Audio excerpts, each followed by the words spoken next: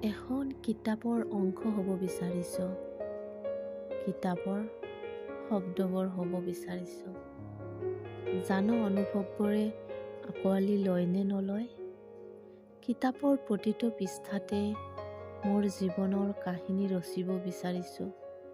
প্ৰতিটো অনুশীলনীতে নিজৰ সপোনবোৰ জিলিকাই তুলিব বিচাৰিছোঁ।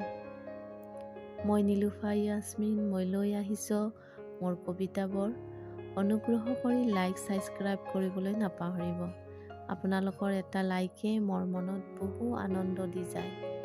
চেনেলটো আগবাঢ়ি যাবৰ বাবে আপোনালোকৰ পৰা বহুত মৰম পাই আছোঁ।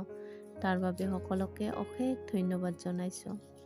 যিসকল নতুনকৈ আহিছে তেওঁলোকে ছাবস্ক্ৰাইব কৰিব নাপাহৰিব দেই। এতিয়া উভতি আহোঁ পুনৰ কবিতাটোলৈ। কবিতাৰ শিৰোনাম হ'ল পৰিৱৰ্তন। পৰিৱৰ্তনে স্মৃতিৰ সৃষ্টি কৰে। এদিন এই স্মৃতিয়ে বহুত সুখ দুখৰ অনুভৱ দিয়ে। জীৱন যদি একেধৰণে চলিলেহেঁতেন তেন্তে মনত আমনি নালাগিলহেঁতেন। পৰিৱৰ্তন এটি নতুন নতুন অনুভৱ আৰু শিক্ষা প্ৰদান কৰে। হিয়াৰ দাপোনত ৰৈ যোৱা স্মৃতিবোৰ পৰিৱৰ্তনৰ ফলতেই আমি পাওঁ।